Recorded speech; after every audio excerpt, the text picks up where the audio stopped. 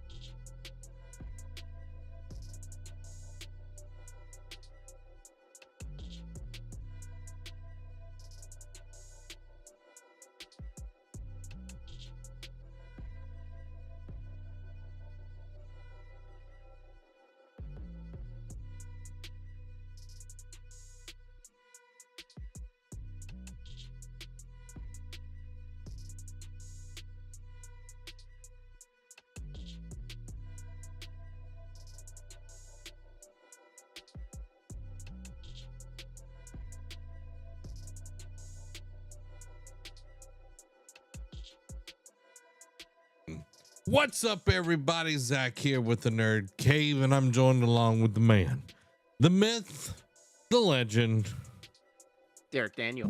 Derek. How you doing tonight? Man, I'm good. I just got off work. I'm home now. I don't have to go back in tomorrow till about 2 o'clock, so I'm good. Which means you got to start driving at like 12:45. Not really. It's only a 45-minute drive for me, so and the traffic's not bad. You don't get there early. You're not putting in the effort, Derek. You're not. No, I am. You're not rocketing yourself to the top. You're not grinding away, man. You're not working to just get to the tippy top. I get there 20 minutes early, and it's called I'm right. They schedule me right at 40 hours, so I can't clock in early because they'll have to cut me from OT. Derek. Have I taught you nothing in life? Taught you nothing in life? No, you actually haven't taught me anything. Apparently, you haven't been paying attention. Because I've been whooping your butt for many years on a lot of things. But anyway, I digress. I thought it's okay. I still got the crown. You didn't beat me in the when it counted. Well, guess what? You owe me some Chick-fil-A.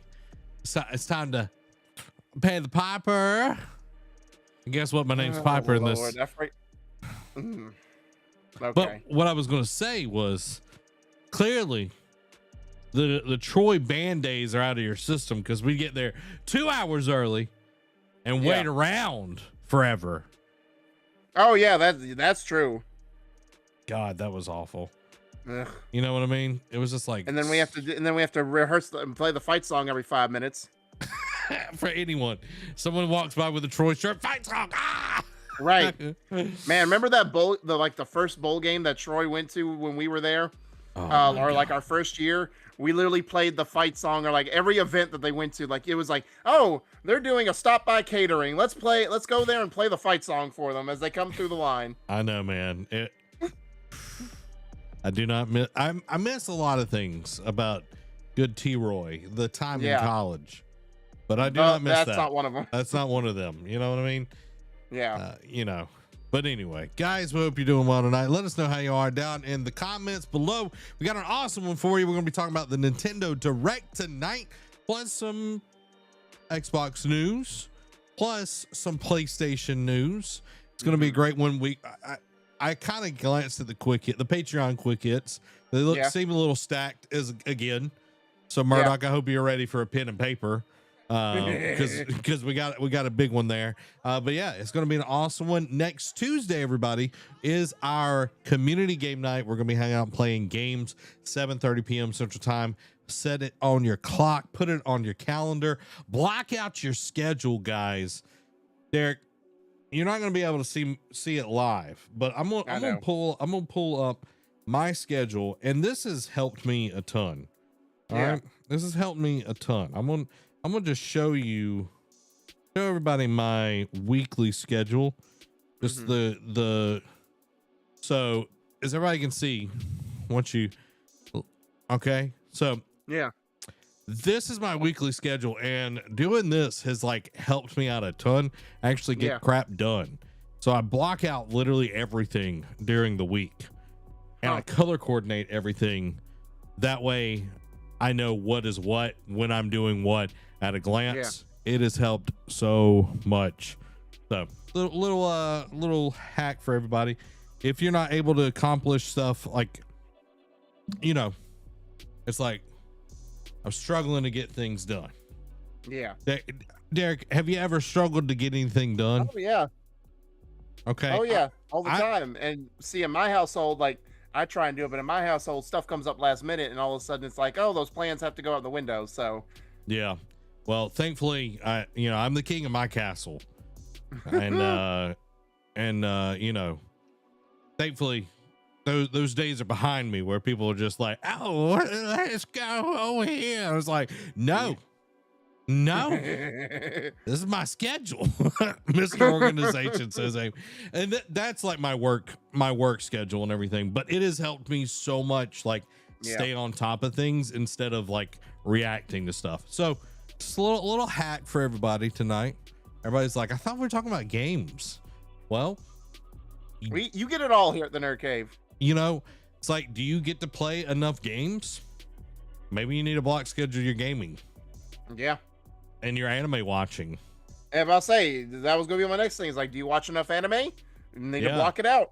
Yeah. It's like, have you watched the new Black Clover movie? Huh? Have you? No, I haven't watched it yet. I haven't either. I know it came out. You haven't even watched Black Clover. I haven't watched Black Clover, but I'm on that Demon Hunter right now. Demon Slayer? Yeah, that one too. That too. You know, I'm the cool kids, man. I'm in the underground, like it's way more hardcore. Demon Hunter is. Yeah. But I'm enjoying Demon Slayer season 3. Yeah. I'll watch it when it's all out and dubbed. I'm every week, man. It's one at a time. You know what I mean? I'm fine with that. Last episode's gonna be a trek. You're gonna have to block out some time for that one because that's a movie length. Yeah, I know. I'm gonna have to like come in early because like I usually watch whatever it is like at lunch. I have an hour for lunch. So, but speaking of shows, Derek, that is not anime. Yeah. I got one thing I'm gonna say, and then we can move into the show. All right. Okay. There's a little show called Jury Duty that is out right now. Okay. It is on Amazon Prime, and it is hilarious. Okay. It is from the creators of The Office, and what it is there's one regular person in this jury duty. Everyone else, the judge, the plaintiff, the defendant, the jury members, the bailiff, everybody else is an actor. Oh, wow. And it is absolutely insane. Hilarious. It's got some language, it's got some stuff in there. So this is not kid appropriate, but it is absolutely hilarious, and it's free to watch over on Amazon. If you've got a Prime account, highly suggest watching it if you're looking for a good laugh. Yeah, it's not family friendly by any stretch of the imagination, but it is some crazy shenanigans. So a show about us. Yes. If I revealed my secret, Derek, that I am actually a paid actor and I've been hired to be your friend all over these years. Huh. Well, man, they must be paying you well, because for you to stick to it this long, you should get a medal. I'm a method actor. Once I start something, you see it all the way through. I can't quit you. Yeah. But Derek, we got a lot of stuff to cover. I have one question.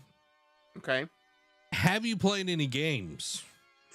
Oi, about that, no. Yeah.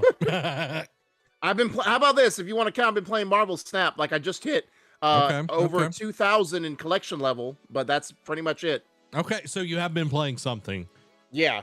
Have you tried the new mode? No, I haven't yet. I saw it advertised. It's been flashing on my home screen. I'm like, I don't know if I want to try this yet or not. Like I'll probably try it, this weekend maybe, but I don't know. I haven't tried it yet. Yeah. Okay. Just curious if you've been playing anything, because I've been on that grind. That Jedi Survivor grind? No, man, I've been on that Diablo grind. And guess who I convinced to get Diablo and play Diablo with me? Who? Robbie Rawls. What? Friend of the show. Old host of the show as well. Yeah, we started playing, and I only got one session in so far, but I've seen him like jump on when I'm offline and everything. Yeah. But yeah. It's pretty fun. Pretty fun, man. I got this killer necromancer build, dude. Oh man. I'm tearing people up. I'm playing in World Tier 2 by myself, just marking people. It's like, go my minions. Go my minions. Yeah, exactly. I'm Edo Tensei. You know what I mean? I got that going on. All right, guys, if you haven't already, hit that like button. Let us know how you're doing tonight. Make sure to share the stream with somebody. Well, again, we are talking about the Nintendo Direct tonight, so it's going to be an awesome show. Cannot wait to hang out with all of you. So how this is going to work, we're going to reintroduce ourselves so we can cut down the live stream to just that part of the show.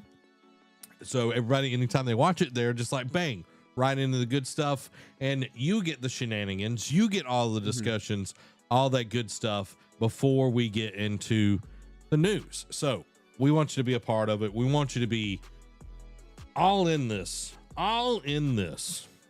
because it's a ton of fun, and we want your thoughts on the news this week. And by the way, Derek, Amy and I are celebrating our 6-year anniversary Saturday. Oh, yeah, that's right. So, early congratulations. Thanks, man. Thanks. So, just, I'm expecting a text from you. That's why I'm reminding you, like, hey, I expect that text. Thanks, Nate, on the congrats. Thank you, man. I'll make sure I'll send it to you that night at 11:59:59. Dude, I will probably just be coming into the house because I might even not be home then. I have a wedding I'm shooting on Saturday. Oh. Yeah. So like it's an old grandparents' kid, not one that I taught. It's the older sister. I'm shooting their wedding. So like all day I'm shooting a wedding. So, wow. Yeah. But gotta make that money. On that grind. Gotta make that money. You wanna know why? Because you got that dog in you. All right, guys, we are going to get into this thing. It is going to be awesome. So be a part of it. I'm moving OBS out of the way so I can see everything. Scrolling to the top. I'm going to quickly look over this.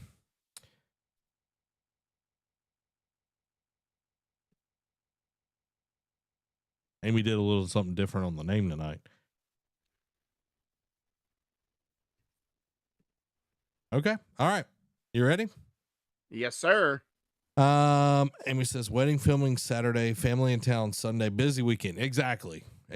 And I got asked, like, I got, it was last minute. Dude asked me to come on and talk about the Nintendo show on our date night, and I'm like, I do not have the bandwidth for this, and I don't want to kill date plus night. We're covering it the next day. It's like, and it's if it was Sony, that'd be one thing, but it's not Sony. No, not Sony, because they're just pale imitations. Pale imitation. What? I have no idea, Derek. I'm tired, and I know you're tired. All right, here we go. Starting in 3, 2, 1. This week, Nintendo has a last-minute direct with new games and remakes, while Microsoft fights the FTC. This is the NerdCave News, and I am one of your hosts, Zach Dykes, joined along with welcome to Lumen, the city of a brighter future. As you view our great Confederation's capital, you will see the meaning behind our great city's name. Lumen prides itself on technological advances to make all its citizens' lives better. When entering the city, you will be gifted a device by one of our domestic protection intelligences that tracks you in order to study your life and help our technology advance to your benefit. Lumen city structure and comforts are all thanks to our genius of our great leader, President Desmond Cyrus Alizon III. May he live long and rule justly over our great Confederation. That very much is like very BioShocky to me. Very BioShocky. Yeah. So would you kindly? Derek, would you kindly rank this one? Yes. So it was very dapper, very proper, like, I don't know if it was, I had my little like stare off into the distance, look. Mm-hmm. President Desmond Cyrus Alizon III. Oh, see, let's just look. I'm not saying where it's going to go yet. Yeah. But let me see where it is in the top 5. Let's just say the top 5. We got the Grove of Light, Balro Wraithry, Saris Ulthura, the Secret Keeper, Combat Master Vexar Skirata, Thorod Ragason, the Warrior King, and Galrinth, Bringer of Death. That's a good one. It is good solid top 5. Exactly. Some may say the best top 5. But now, so I'm going to go ahead and put my line in the sand. It's definitely not better than the top 3. Okay. The top 3 is going to stay where they're at. All right. Now it comes the thing. Does it break the top 5? I don't know, Derek. You can only tell me if it breaks the top 5. I know. Because number 6 is Captain Faxon, the Merciless Blackwood. I definitely think it's better than this. The Secret Keeper, I want to keep a top 5. Yeah. So that leaves number 5, the Grove of Light Balro Wraithry. Is it better than this? And just because, I'm not as big BioShock fan as you, but I appreciate the lore, the backstory, the mythos that they create throughout the series. Because of that, I think it's going to be the new top 5 or the new number 5. Number 5. There we go. Congrats. Amy is now solidly, she just continues to crush it. They keep coming and they don't stop coming. They don't stop coming. President Desmond, I'm so glad that you're here with us tonight, because this episode is brought to you by the Epic Game Store and our wonderful patrons, but more about that later, because we're got some games to discuss tonight. First up, Nintendo Direct. We're going to be giving a recap. We're going to be discussing all of that right now. Yes, sir. First up, Sonic Superstars gets a new gameplay trailer. Let's check that out.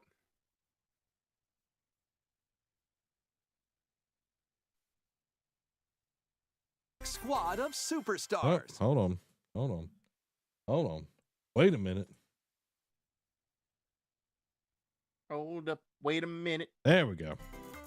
It's a supersonic squad of superstars. Sonic and friends are spin dashing into a brand new 2D side-scrolling game, Sonic Superstars. 12 brand new zones await. Have they given a date for Speed this through yet? Beautiful worlds as Sonic. I feel like they have. Take to the Yeah. skies as Tails. I'm just surprised we got a second trailer in as many weeks, you know, or 3 weeks span. Or swing a powerful hammer as Amy Rose. By harnessing the incredible power It is of the very, Chaos like, Emeralds, you can summon a storm 2D of Super clones, Mario. Yeah. uncover hidden secrets, Ooh. and so much more.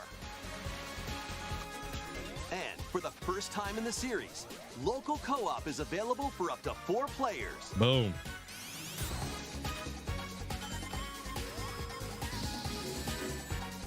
Combine your powers and take on the evil Dr. Eggman when Sonic Superstars launches on the Nintendo Switch system this fall. Okay, so fall. Huh. Yeah, Interesting. yeah. It looks good. You know. Yeah. I mean, it looks like definitely a modern Sonic, like, you know, and they didn't have like any kind of like trailer for it, but you know, the creators of Sonic Mania are doing a new game as well. Mhm. You know, this was kind of in like the same breath, but you know, I was actually impressed with the initial debut of Sonic Superstars at Summer Games Fest, and now this gameplay trailer, you know, looks really good. Like, I'm not a Sonic fan. I won't probably check this out, but I'm finally glad, because I know Frontiers did really well when it came out earlier this year. I'm finally glad that Sega is like buckling down and actually giving this franchise the breath of fresh air it deserves. Yeah. Someone would say that it's a Breath of the Wild. You know what I mean? Yeah. Yeah, I see what you did. Yeah, yeah. No, I'm glad, you know, like Sonic for the longest time got Yeah. the short end of the stick. And now, you know, finally getting games that are actually worth playing, I think is Yeah. something that Sonic fans are definitely excited for. But this Nintendo Direct is very interesting because we got a lot of old games coming Yeah. to the Direct. And this one, this next one, I was not expecting at all. No. But Batman Arkham Trilogy is coming to the Nintendo Switch. So all 3 Rocksteady Batman games, Arkham Asylum, Arkham City, and Arkham Knight, will all be headed to Nintendo Switch this fall. In addition, all DLC will arrive with the games. Sorry, I'm adjusting the old Oh, Discord you're fine. real quick. I know I'm fine. I'm good looking, man. Good looking. Way to be humble. Yeah. Wake up, Mr. Wayne. We have much to discuss. I want you to know the fear that is coming. This is the beginning of the end for you, Dark Knight. You're all going down. Oh, man. Rest in peace. You Yeah, I still know. how to make an entrance. Welcome to the madhouse, Batman! Today is the Joker's big homecoming, and you're the guest of honor. Soon I will command forces beyond your company. Oh, Hugo. Yep. I've waited long enough. Batman dies tonight. This place is dangerous. I like it. Gotham would be ours. Over my dead body. I believe that was the idea. Way to give the way of the ending of the Yeah, first exactly. one. But I mean, it's a 10-year plus old game, so I mean, Don't be a stranger. You're always welcome here. better that than the big twist in Night. You know what I mean? True. So fall So- 2023. You Yeah. know, getting Arkham Knight on the Switch, I think it's pretty big. Yeah. Now you gotta wonder how much. Like, you almost gotta wonder because I do. I know they did. I know it wasn't like a big gap between when all three of the games released, Yeah. but I do worry because Night and City were a little bit longer release apart than Night and Asylum, Mm-hmm. or I mean City and Asylum. Yeah. I do worry how Arkham Knight is going to run on the Switch, but also I want to say I would almost bet that because Asylum and City have been ported before on PS4 and Xbox One, I almost want to say that those will be on the cartridge, but Night will be a cloud stream like download. You know what I mean, or like a digital thing. So I almost want to bet money that Arkham Knight would be like a cloud format thing, but we'll see. Yeah, because if it's not, I feel like it's going to be subpar. It's going to run poorly Yeah. on. Well, I mean, did you see The Witcher on Switch? Yeah, exactly. And this is like a graphic heavy series. And, it's not optimized for the Switch like, Tears of the Kingdom or Breath of the Wild is. This is, this is coming over. This is, Rocksteady getting some money. You know what I mean? Yeah. Getting some money. Well, they gotta do it for all those delays they did for Suicide Squad. True. So I'm excited to see it. Hopefully it will run well. I highly doubt that it will, but only time will tell. The next set of games that we've seen before all over the place, but I'm excited to see it on Switch because I feel like everybody should play these games. Metal Gear Solid Volume 1 has been confirmed for the Nintendo Switch. So while Metal Gear Solid Collection Volume 1 was previously announced, the Direct confirmed it will also be headed to Switch on October 24th. This collection includes Metal Gear Solid, Metal Gear Solid 2 Sons of Liberty, Metal Gear Solid 3 Snake Eater, Metal Gear and Metal Gear 2 Solid Snake, Snake's Revenge, a screenplay book containing in-game text of each title, and a master book detailing the story and characters. The renowned series of stealth action games is infiltrating Nintendo Switch as Metal Gear Solid Master Collection Volume 1. This compilation includes Metal Gear Solid, Infiltrated. Oh man, that opening level. Shadow Moses Island. Yeah. Metal Gear Solid 2, Sons of Liberty. Locate and retrieve a deadly amphibious weapon. Metal Gear Solid 3, Snake Eater. Survive. Also a good one. And confront your former mentor. You can also enjoy the games getting a that remake. start the series, Metal Gear and Metal Gear 2, Solid Snake, as well as the NES versions of both Metal Gear and Snake's Revenge. Oh wow! I didn't realize that was that far back. Oh yeah, man, it's super old. Metal Gear Solid digital graphic novel and its sequel. Additional content includes screenplay books and master books with story and character info, strategy guides for each game, and a digital soundtrack. Metal Gear Solid Master Collection Volume 1 launches on Nintendo Switch October 24th. Boom, there we go. Begin today on Nintendo eShop.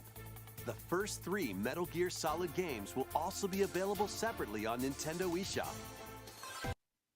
I don't know why you would get the game separately. You know what I mean? If you can, unless it's like a really good deal because you don't want the NES and the SNES games and all of that, but it'd have to be a pretty good deal for that. I'm excited for it because Metal Gear Solid 1. Derek, are you a Metal Gear fan at all? Like, have you ever?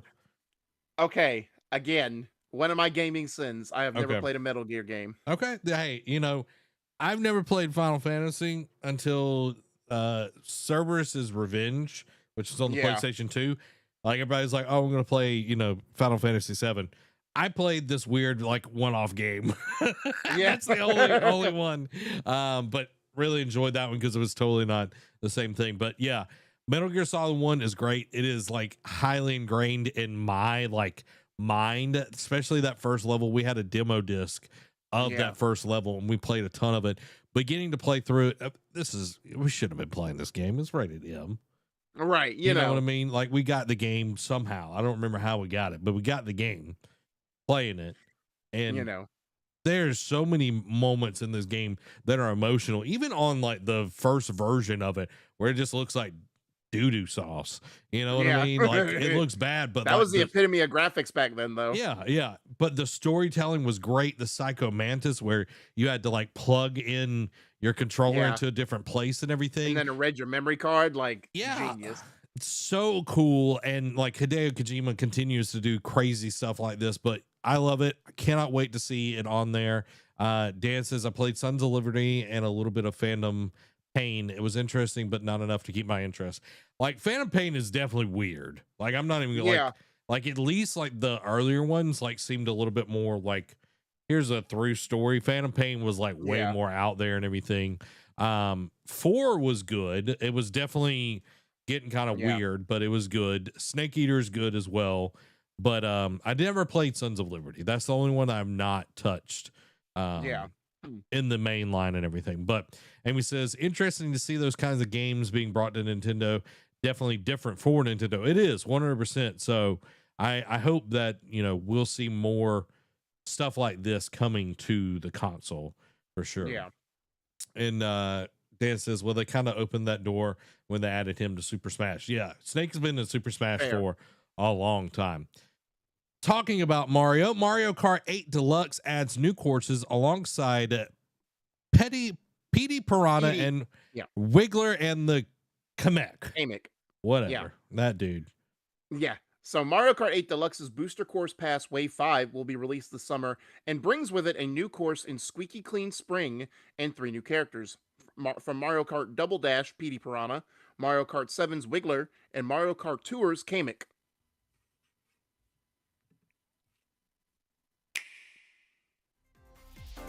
Rev up for Wave 5. Boom, boom. A brand new course is racing into Wave 5. That is interesting. Yeah, I'm about to say. DLC. Introducing Squeaky Clean Sprint. Wow. More characters are also I do like the aesthetic of it. I do too. Mario Kart Double Dash, Petey Piranha. From Mario Kart 7, Wiggler.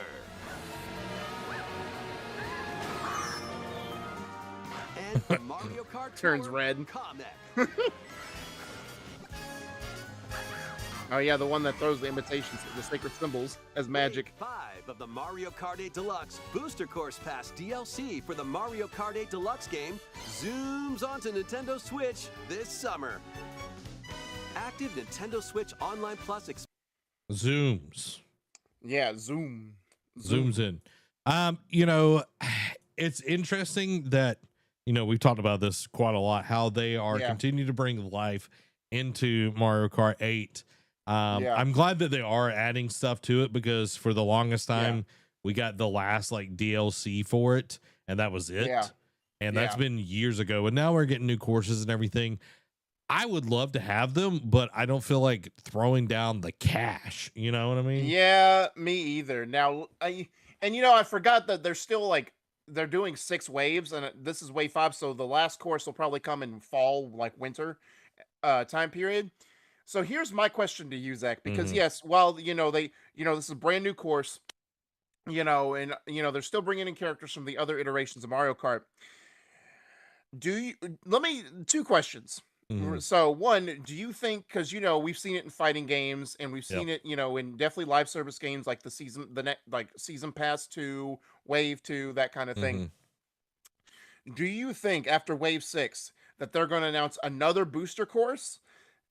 And then after, if so, do you think that we'll ever get a Mario Kart 9 at least on Nintendo Switch? No, we will not get a Mario Kart 9 on Nintendo Switch. This is why. Nintendo Switch is about done. Yeah, exactly. Like this direct was 100% showing the cards. It's like, hey, we wrapping this bad boy up. Yeah, exactly. We about to sunset this. When you start seeing some of these games that they have announced, it's like, okay, we're about done. Especially after we've already got 2 Zeldas on this console, which does not happen usually. No, this definitely not. I think we might get another set of booster courses. Like I don't see why we wouldn't. It's just I don't money. think it'll be 2 years worth though. I think they'll do like 3 more. I think they'll do one more year, 3 more waves, and then call it quits. Yeah, I think that will be it, and then we'll get the new console and we'll get a new Mario Kart in the first 2 years. Yeah. slightly out of launch window. Maybe they'll launch with it. I don't know. But we'll see. We'll definitely see. Yeah, we'll But see. speaking of Mario plus Rabbids Sparks of Hope, the last Spark Hunter is set on a musical planet. Yeah.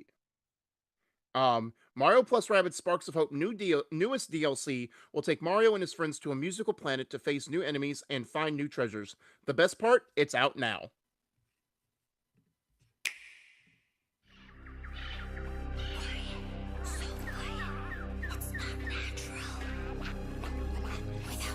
Hey, listen. Make yourself safe, friend.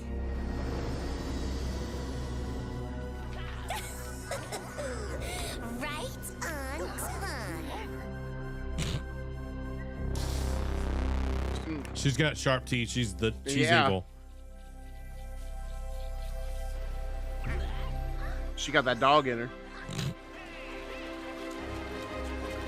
Huh.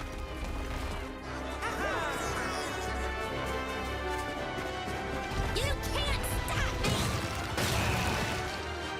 Oh, all right. Okay. Find you, rabbit.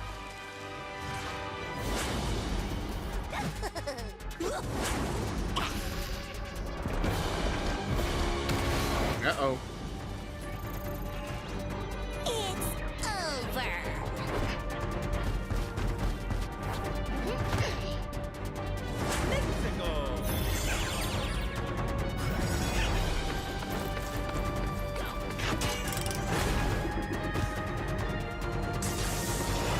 Definitely came out a hot topic. Yeah. Mario. Any last words? Oh, the bomb.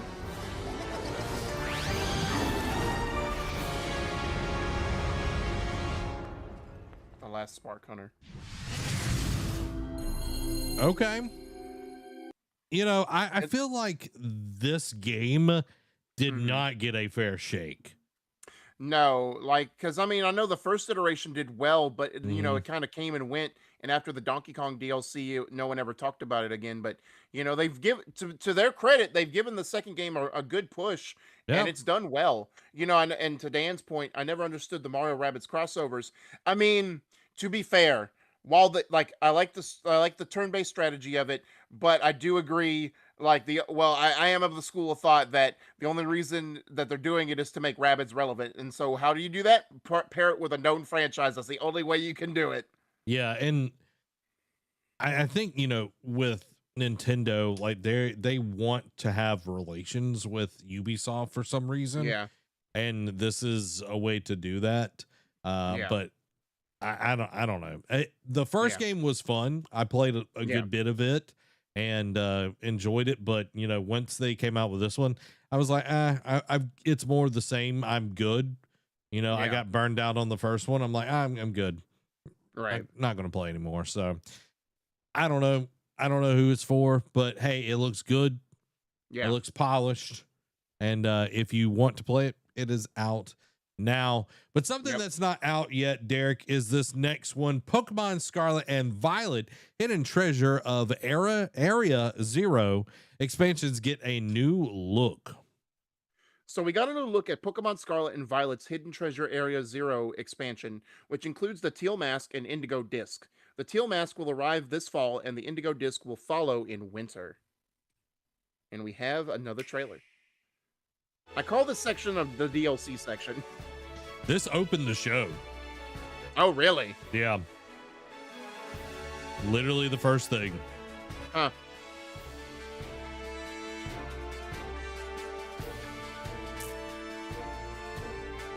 We're going to get a Pokemon Direct, though. Oh, yeah, for sure. Because they're Showcase, definitely going to whatever have a they call deep dive on this. Yeah.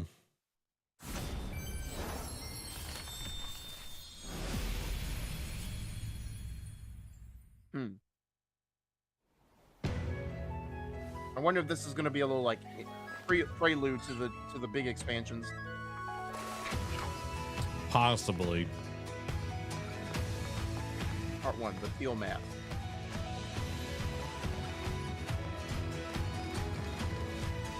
Both it. Like, hey, I was dancing. Nezuko? Falcone? Right.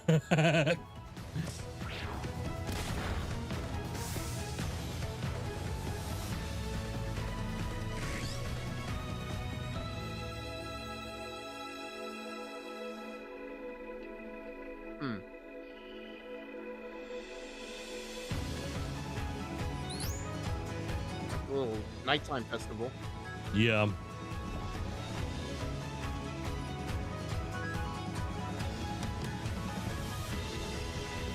Oh wow. Okay. What are y'all?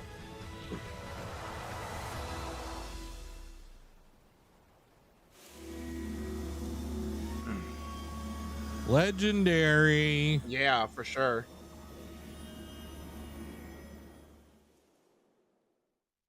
The next one, I'm curious if you have the same thought once you see what I saw.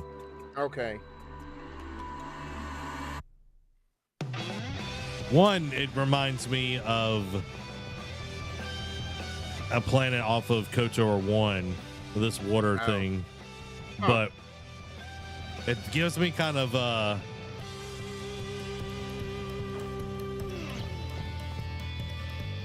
do you get it? No. The biomes Oh. in a dome. Oh, And it's like a high school.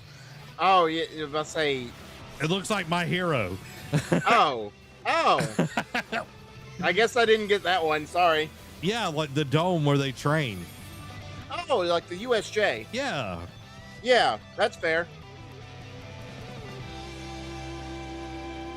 I'm like, y'all just ripping off My Hero at this point. And we get another legendary, Legendary. which has got like all the different gym badges on its shell. Interesting. Huh. So that's a better look at the Yeah. two legendaries and everything. But yeah, Huh. fall 2023 and winter of this year. But yeah, Yeah. definitely feels like, oh, it's this cool hip high school. You're gonna Yeah. learn how to do all of this, and then it's like the dome with the different biomes and everything. Like the yeah, I was like, this is My Hero. Yeah, 100%. Dan says, how are those scarves naturally occurring? It just boggles my mind. Well, you gotta. It's Pokemon, man. They've evolved. They've Yeah. evolved. But yeah, They have Derek, to level up their game. what did you think about it? Are you jumping in? Well, I don't have a Switch, so I can't. I'll say. Whose fault is that? Whose fault is that at this point? I mean, You know, mine. You literally could get So- a Switch for a chicken sandwich at this point. It's like, hey, you want a Switch? Yeah, you got a chicken sandwich? Yeah, okay. Cool. saying. Exchange. Just saying. Derek. Exchanges. Yeah, but yeah, it looks cool. I've been on the fence because I have not had a Pokemon that has pulled me in and made me enjoy it. Like I tried Yeah. Legend of Arceus, it wasn't for me. I feel like it's. I don't know. I'm just like this old curmudgeon. It's like I just want. Wait, Pokemon- you? No. You're not. You're definitely not set in your ways here. Yeah. I just want like gold. I mean, Pokemon Yellow through Crystal, and that's about as far as I want to go. You know what I mean?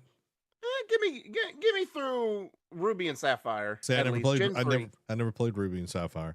Stopped after Crystal. You should have at least played Gold and Silver. Gold and Silver is before Crystal, bro.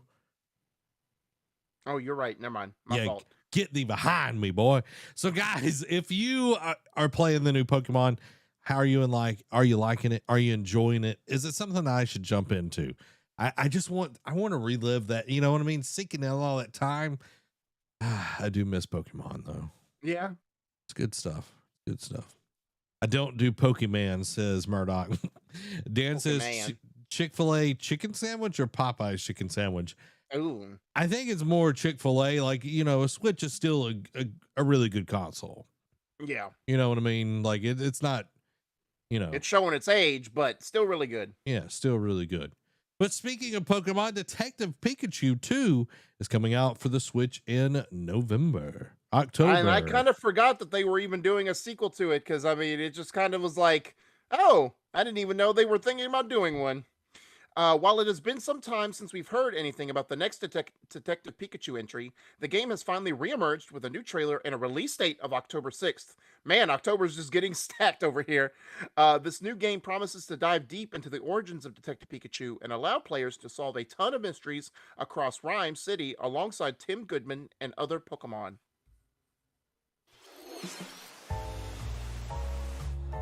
Is Ryan Reynolds? No, but somebody that sounds like Will Arnett is. Okay, this is a different trailer. To promote Yeah. an even stronger bond between the people and Pokemon of Rhyme City, I hereby proclaim this day the No, it's start not. of Never mind. Pokemon Friendship Week. Tim Goodman. Pikachu. You two are the ideal detective duo. Disguises are a key part of detective work. Quit goofing off and investigate. So much for my coffee. Something tells me this is just the beginning. A light roast today, huh? He looks like he's trying to eat, growling. I know.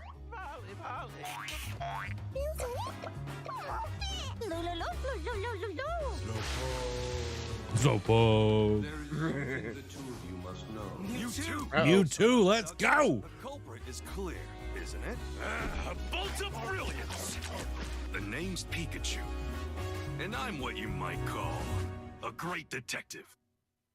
October 6th, I man. sure wish somebody would bring me some coffee.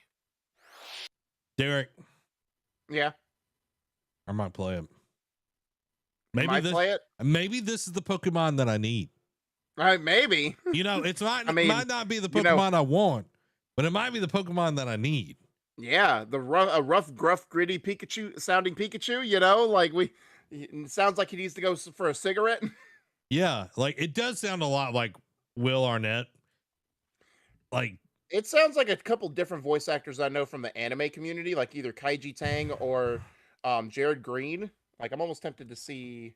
Hold on. Like it sounds like someone trying to be Will Arnett. That's literally what Yeah, it sounds like. That's fair. Murdoch says, I mean, is Pokemon really still a thing? Oh yeah, 100%, dude. Like Scarlet and Violet literally like sold like crazy. It is making bank. People are spending tons of money on cards. Pokemon is far from dead. Oh yeah, for sure. Amy says needs to go for a cig. Yeah, exactly. So Kaiji Tang he did voice Detective Pikachu in the 2018 game, but when I go down, because I mean they just literally announced it, so I don't know Yeah. if they have it, if they've updated his list though. So it's probably possible that he's voicing it in Detective Pikachu too. So that doesn't tell me anything, man. So But what he's this another does, big anime voice actor. what this does tell me, the Switch is so close to dead because the last time we got something like this was a long time ago. 5 years ago. Yeah. So yeah. Moving on from the Pokemon, WarioWare Move It will bring the micro game party to Switch this November. I like to move it. The latest WarioWare game, WarioWare Move It, will be released on Switch on November 6th and will get players up on their feet to compete in over 200 wild and hilarious microgames. Up to 4 players can play at once, and this game seems to be all about holding a set of Joy-Con and just being as ridiculous as possible by performing actions like shaking, striking certain poses, dancing, and more. It's time to move it. Wario style. I'm not gonna win. Get ready for more micro game mayhem in the latest WarioWare game. Hold 2 Joy-Con controllers, then But what if they drift? Yeah.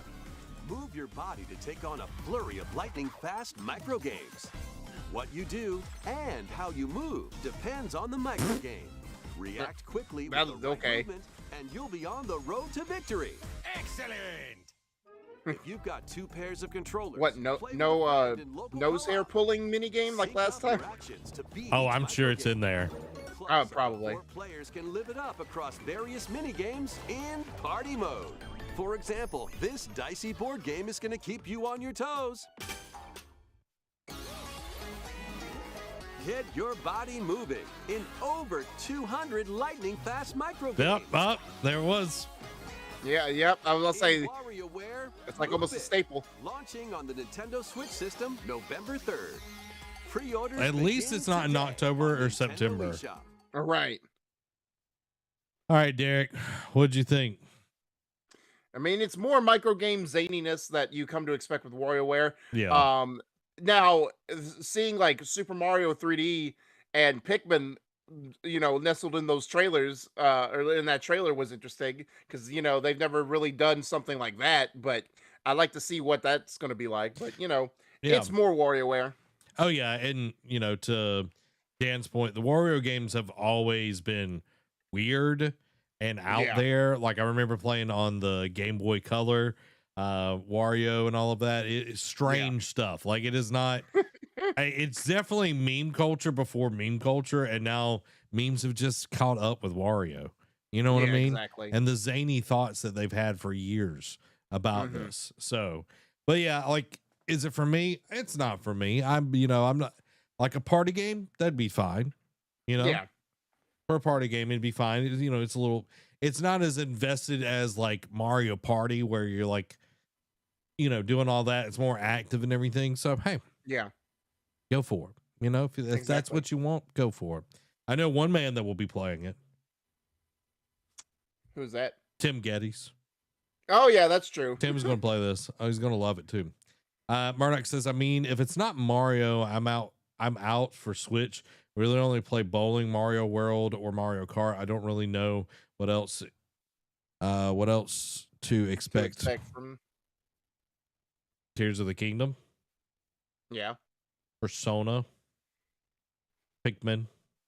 Yeah. Just a few. Just to give it a Smash Brothers. Smash. Just a few. Just to name a few. Metroid. Yeah, you got some really good Metroid games recently. Just saying. Yeah, for sure. Really, like if you like, side scrollers, Metroidvanias, then you definitely know. Never played Zelda, and they like put something on the screen. It's so stupid. They put like a heart that makes it harder to see. And the world doesn't grab me. I will say we'll play Smash. We'll say Smash is good. There you go. That's all you gotta do. That's all you gotta say. Yeah. You play more than Mario. Play Smash. Pikmin 4 details and gameplay have been revealed. So ahead of its July 21st release date, Nintendo has shared even more info about Pikmin 4, including about a Dandori battle minigame, news about your adorable dog friend, either Ochi or Oachi, who can carry items, smash obstacles, and become a flotation device, and more. It was also revealed you'll be able to set off on night expeditions for the first time in the series, and you may even run into some Pikmin who glow. If you are still on the fence about Pikmin 4, Nintendo has also confirmed a demo for the game will arrive on June 28th. That is next Wednesday. I gotta say, I'm loving that games are putting demos back out because like all of a sudden all the the demos are making a comeback, and I'm like, they do listen. Yeah, I know. It's like, man, I actually get to enjoy a demo. All right, let's watch this trailer.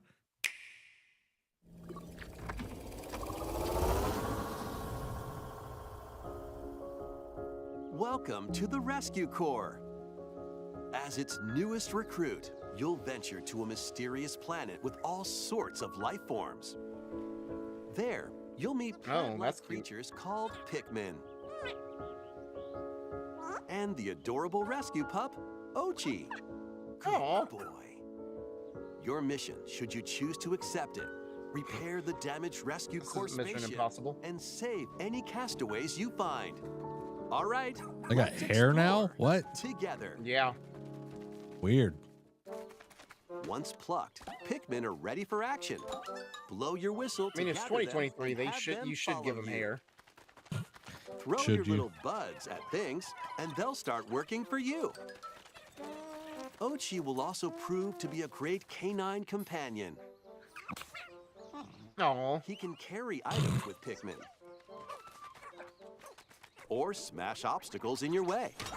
And if all you right. need a flotation device, well, there you go. That's cool. Ochi can even stand up to the wildest creatures. But does he get Collect eaten like lots him of though? That's my thing. Treasures Oh, that's cool. scattered around That's the cool. planet to fix the spaceship's radar and open PlayStation up did it new first, though. areas to explore.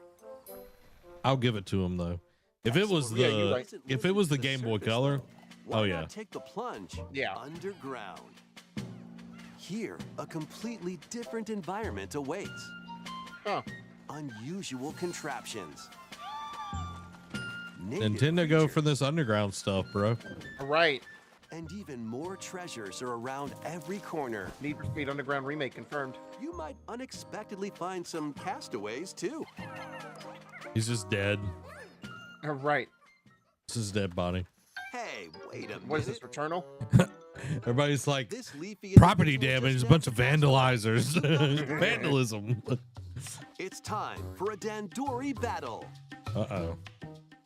Embrace the art. Gotta of go Super Dandori Saiyan. by strategically issuing commands to your Pikmin and Ochi. Collect more objects than your opponent within the time limit to win, and save the castaway. Okay. By Man, that rescuing was castaways, murder. You'll be able to do more activities back at base camp, which is right next to your spaceship. There's more people. Train Ochi and teach him new Oh, skills. okay. Or build new equipment and items to help make exploration more manageable.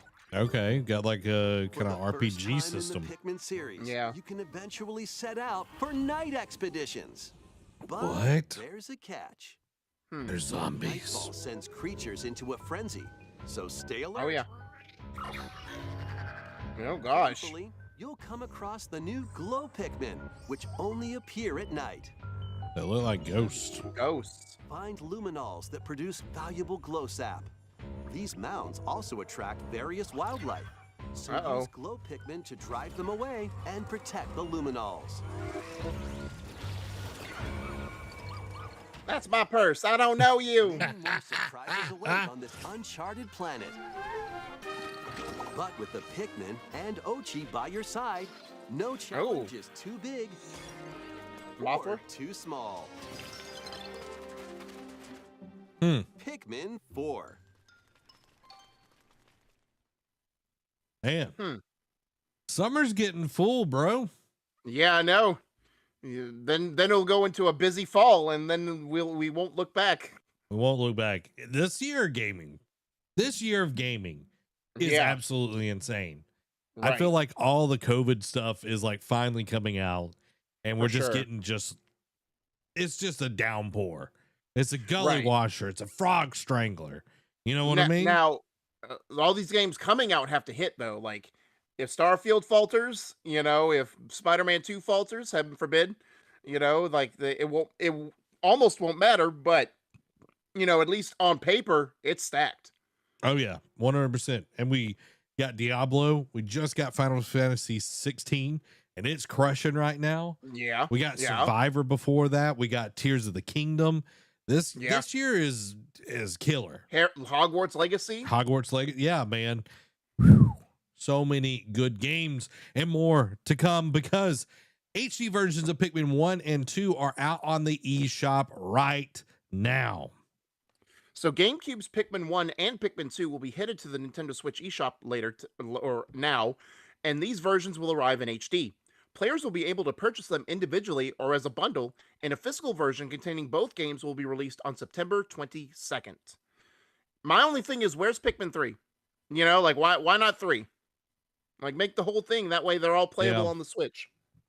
Pikmin 3 came out on the Wii U, correct? Yes. Yeah, that is strange. Wait. Hold on. Let's look. Didn't they do an HD port of Pikmin 3 to the Switch though? Now I'm thinking about it. Let's look. I could be wrong. I'm looking it up. Pikmin 3 Deluxe is on the Switch. Okay, never mind. I stand corrected. Yep. $60 price tag on that bad boy. Well, I mean, it's Nintendo. What do you expect? Yeah, they don't play around. You You're like, oh, you either buy our games or you won't. Yeah. You peons. Right. Amy says, every time you say frog strangler, it gets me. So there's so much water, Derek. It strangles the frog. Yeah. You get it? I mean, kind of. I've never heard that phrase before, but yeah, I get it. It's a Southern phrase, Derek. It's a Southern phrase. And it's all perfectly legal. Next up, an untitled Princess Peach game was announced for next year. And following that, Luigi's Mansion Dark Moon Remastered has been announced. This game came out on the 3DS. And a little funny about this is when I played it, I was in the tutorial session or whatever. And I didn't really play a ton of Nintendo games other than, Pokemon on the Game Boy Color. Right. And I was smashing what I thought was like A to confirm or whatever. And I was smashing the wrong button. And I asked then host Derek Diamond, I was like, why won't this game work? He's like, Zach, you're pressing the wrong button. Because I'm used to playing like Xbox and PlayStation. Yeah. I was like, I know I'm smashing B. He was like, no, Zach, you're smashing the literally opposite button than B. So that anytime I think about Dark Moon, that's what I think about. That I'm a silly goose. So let's take a look at this trailer.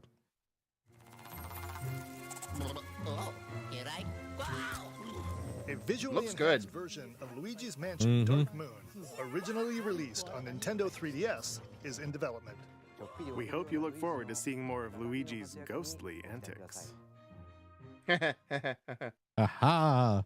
Well, and we just... All right. Hold up. Wait a minute. We just got a new Luigi recently.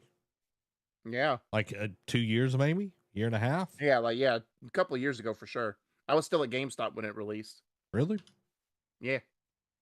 So maybe like 3-4 years ago. Yeah, no, it had to have been 3 years that ago. long ago. Yeah. 2019. That long ago? Yeah. Man, I thought tracks. Dude, I feel old now. You should. Another thing that's old but now has been made new is Super Mario RPG Remake has been announced for 2023. Again, so many flipping games this year, y'all. Yep. And November's now starting to get stacked because SNES's Super Mario RPG is getting the remake treatment, and it will launch on Nintendo Switch on November 17th. This adventure, which stars Mario, Bowser, Princess Peach, Mallow, Gino, and more, sees our heroes attempting to take down the Smithy Gang while collecting 7 stars to repair the Star Road.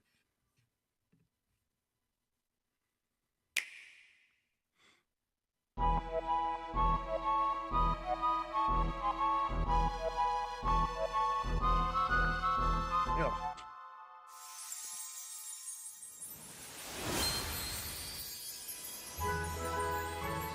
Oh man.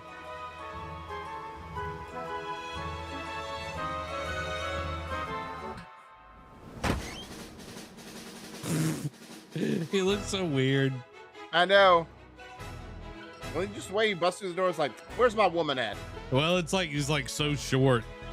Right. For that perspective.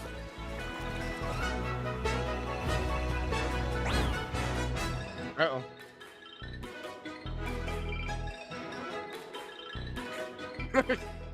Well, that's useful. Yeah. Well, I think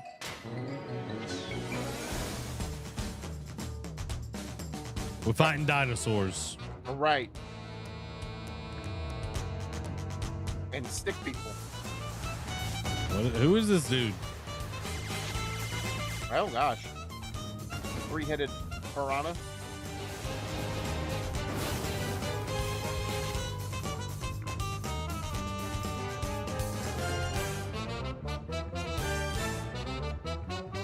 I like the music. Yeah. Oh, it's going Super Saiyan. You're right.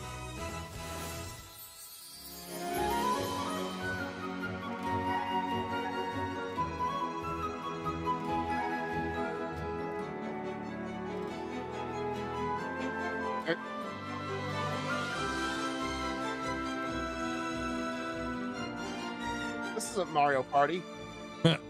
He's got such little arms. Just like, Right. Yahoo! Boom. Wow. Get them pre-orders in. Now, Derek, this looks good. Nate says, this game I am super excited for. Love this game back in the day. I never played it. I know a ton of people are excited about this one. I know this one was really locked down in a lot of like, will it ever come out? Will we ever get a new one? Because Square Enix was so involved in the original with a lot of new characters that they developed and everything. So this is huge to actually see them doing this. Like, but look at Square, man. I got to brag on Square Enix. Final Fantasy 16. Yeah. Super Mario RPG. Final Fantasy 7 Rebirth coming out soon. Yep. My God, crushing it. And then they got that mobile game, just utterly, they dropped the dead weight and then they just crushing it. You know what I mean? And, you know, 14 still pumps out, you know, so. Yeah. So they eating over there. They eating. They got that dog in them. That's all I got to say. They got that dog in them. Amy says, now this is my kind of Mario game. I guess me and Amy should get this and play it. I say a hint, hint, nudge, nudge. Dan says the puppet looks like a Digimon. It did look like a Digimon. Yeah, I say Puppetmon from the original series. Man, I miss old school Digimon. You know what I mean? Yeah. Like the first series and the second one. Past that, utter trash. Utter trash. I mean, the third one wasn't bad, but then when the humans started doing the armor and becoming Digimon themselves, I'm like, all right, I'm out. That's a no from me, dog. When they had that dark Digivice, bruh. You know what I'm talking about? Second series with the Dark Spires. Oh man, it was so good. So good. Yeah. You know what color my Digivice was? Black. Black, because evil's better, man. Evil's better. Lord. I got all these goody two shoes out here. You know what I mean? All these goody two shoes. Yeah. Speaking of goody two shoes, Super Mario Bros. Wonder, a brand new 2D Mario has been revealed. Yeah, it's been about people like the RPG remake. A lot of people have been asking for the next 2D Mario because while Odyssey has been great, you know, it's the 2D that, you know, the classics that brought you here. The big finale for June's Nintendo Direct was Super Mario Bros. Wonder, a brand new 2D Mario that will be released on Switch on October 20th. The trailer featured an extended look at gameplay and even showed off a new elephant power-up for Mario. One of the big new surprises for this 2D Mario game is the Wonder Flowers, as they make wild and unexpected things happen in the world, like causing pipes to come to life. Furthermore, it will let players choose whether to play as Mario, Luigi, Toad, Princess Peach, Princess Daisy, and Yoshi.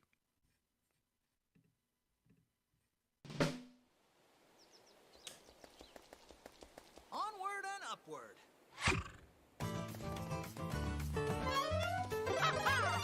It's like, hey, there he looks normal. Right. He looks like Mario. What a concept. Well, except when he's short. He looks like Stubby Boy.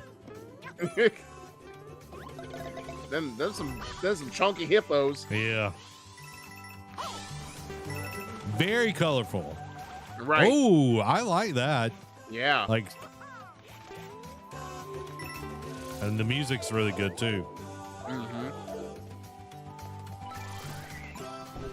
This just really does confirm that Mario is like doing shrooms. Yeah, that's true. Like, look at that. Look at that. Yeah.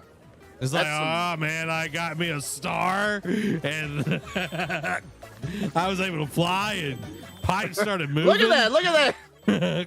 Man, like the pipe moves like a caterpillar, man. And there were these fat hippos and I was tall and short. Then I turned into a red ball. Right. Play bowling. Then I rode a herd of cloud rhinoceri. Then everything went back to normal. I don't know what was going on. Aaron Rodgers has entered the chat, so I heard you were on some new stuff.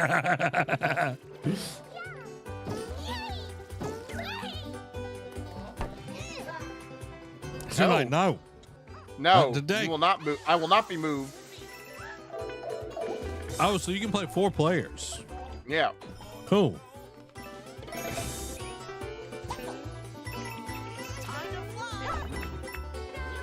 Okay, that was cool with the hats.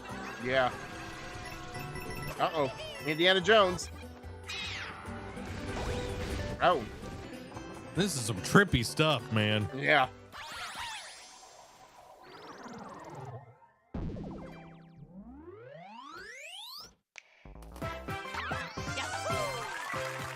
Yahoo! October 20th. Same day as Spider-Man 2. That's gutsy. It is gutsy. Wowie zowie! Man, I turned into an elephant, man. Well then. Ooh, the mushrooms will do something to y'all. It will do something to y'all. Yeah, Roger's gonna ask for that recipe.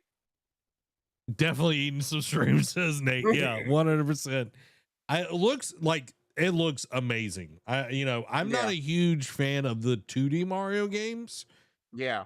Over the 3D, because Odyssey is by far the best Mario game ever made. All right. 100%. I will fight you to the death. Anyone wants... Some might say, someone might argue about the Galaxy series, but no, trash sauce. I didn't ever play them. But I'll call it Don't trash say that sauce. too loud. Greg Miller will come for you. I roll up in my yard and see how this rolls out. All right. See how this rolls out. All right. Murdoch says, okay, I like this, spicing it up in Mario World. About time. I agree. Definitely eating the shrooms, tripping on shrooms 100%. But it looks great. This will be a ton of fun to play on stream, play, parties, as long as you don't have. I have a coworker, we played a Mario game that's quite similar to this one. Yeah. Like we're just going, and he's just like speed running this crap, killing all of us. He's like, oh, wow. We'll finish the level faster. I'm like, that's not the point of us playing. It's to have fun. It's the journey. Yeah, exactly. It feels more like Super Mario World, which I love. Yeah, exactly. I understand why people like the 2D Mario games. I 100% understand. But since Nintendo 64, Mario 64, 3D Mario is way better to me than any other. This is my opinion. Amy says Def feels like a good classic Mario game with some craziness in there. One of my favorite parts of the showcase, Derek, was right after this, and it was like the Nintendo guys were like, Mario turned into an elephant, and I'm like he did. I'm like, yeah, I'm glad you great observation. Glad you cleared that up, because I wasn't sure if that was an elephant or a rhinoceros. But well, I'm glad we cleared it up. Glad it cleared it up. Really? Yeah. I love the 3D Mario games way more. Sunshine is under flipping rated as a Mario game. Fair. Definitely agree. 100%. That does it.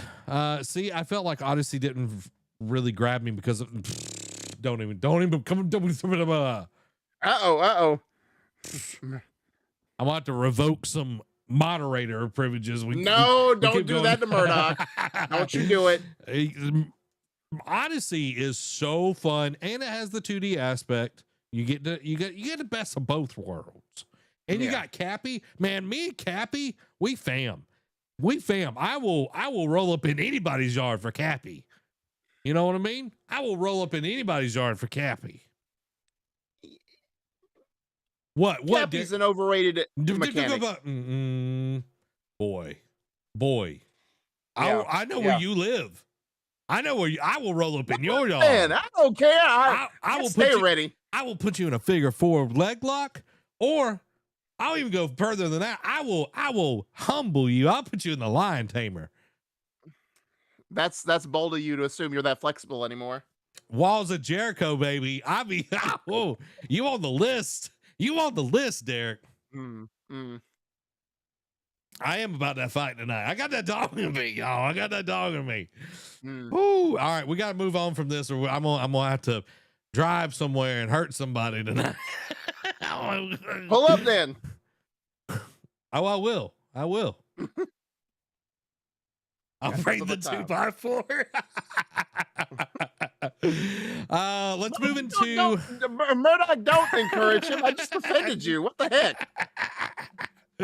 Let's move into some non-Nintendo news. Let's talk about some Xbox. The Xbox Activision acquisition saga continues. Microsoft could abandon its Activision Blizzard acquisition thanks to the FTC. You know, when I read this, I just thought about that Family Guy song, the freaking FTC. You know what I mean? Exactly. Spotted by Tweaktown, which is a weird, a choice name in and of itself. In recent court filings, it's Microsoft's own legal counsel that admit if the judge grants the preliminary injunction that the FTC is requesting, that could result in Microsoft abandoning the merger. While it could be the case that things go Microsoft's way if awarded the injunction, Microsoft's counsel cites now how the legal battle which would follow would move at a pace that's original, glacial, allowing things to potentially drag on for years. Microsoft's counsel calls it a quote time frame with no merger that no merger could survive. Though Microsoft and Activision are hoping to get through the appeal process for the UK CMA quick as it can, even if Microsoft wins its appeal, they would only restart the process with the CMA opening a second investigation into the deal, at which point it could still return a block decision. There might be a world in which Microsoft gets the deal through everywhere except the UK and has to work around the market in weird ways, but there's no world in which Microsoft would do the same with the US market. I saw the FTC filed a block, and it's just like, we're going to get into some more articles that kind of further the plot here, but it's like, y'all just can't let them have nice things. Yeah, we already saw the Embracer Group takeover not happen, and we see the fallout from that. Like, I can only imagine if this deal doesn't happen, what it means for the Activision Blizzard employees that were banking on Bobby Kotick getting out and, them finally getting, I understand they've already been cleaning house and, prepping for the Microsoft move-in, but still, like, the fact that Bobby Kotick would, like, the head honcho who allowed all this to happen would potentially go unchecked if the deal falls through would just be disheartening. Yeah, 100%. And I feel like the FTC and the CMA are we have evidence together. Yeah, we have evidence of them talking, like their councils talking and everything, which should not be happening.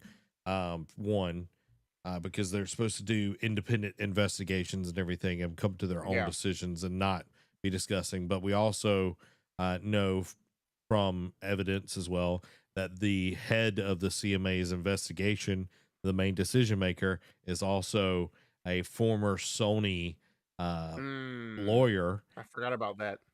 One that represented them and everything. And the FTC, it feels like they are just playing right along. Like it doesn't really make a ton of sense of what's going on. I hate it for Xbox because they've already put in, it's like they're in their showcases and everything already, it's looking like, oh, Activision Blizzard are like, this is going to be a huge hit, dude. Like it's really going to suck because like, other than Overwatch, like Blizzard is doing some good stuff. Diablo has done gangbusters. Dragonflight has done really great to revitalize WoW and everything. Activision, there's a lot of problems there, but there's Call of Duty, that's it. Yeah. So, but let's talk about the next part of this. FTC says Xbox making Starfield and Redfall exclusive. Powerful evidence against Activision Blizzard merger. So last week, the FTC requested a restraining order temporarily blocking the $68.7 billion with a B deal ahead of a hearing beginning on June 22nd. Leading up to this week's hearing, Microsoft, Activision, and the FTC were able to submit opinions on the matter. In the FTC's document, the agency pointed to Microsoft's willingness to make games Xbox exclusive in its argument against the acquisition. Quote, defendants put great stock in Microsoft's concerns about infuriating gamers if it were to foreclose rivals' access to Activision content. But those same concerns did not stop the ZeniMax decision, the opinion reads in part. Microsoft announced plans to acquire ZeniMax in its portfolio studios in 2020. Following the deal's closure, we've seen Xbox games like last month's Redfall and the upcoming Starfield become Xbox exclusive. We've heard that Microsoft canceled a PS5 version of Redfall, pivoting instead to Xbox console exclusivity and Game Pass. The statement from the FTC argues that the precedent set by the Bethesda acquisition means Microsoft could make Activision Blizzard games exclusive to Xbox platforms, despite Microsoft's persistent attempts to sign 10-year commitments for Call of Duty on other platforms. The filing goes on to argue that the deal may, quote, substantially lessen competition in high-performance consoles and all consoles.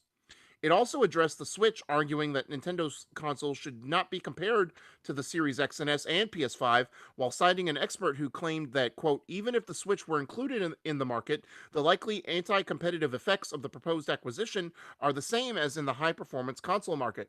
Speaking of Call of Duty, Activision's juggernaut came up elsewhere in the FTC's document.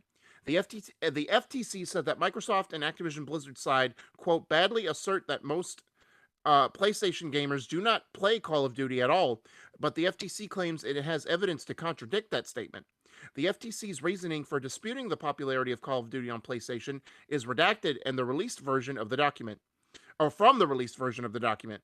Microsoft's battle to get the Activision Blizzard deal has dragged on for more than a year amid opposition from both the FTC and UK's CMA. Microsoft is currently in the process of appealing the CMA's decision to block the deal. And now here's the most interesting part and I have an opinion on it. The Microsoft and Activision Blizzard deal needs to close by July 18th of this year, or the parties will need to renegotiate.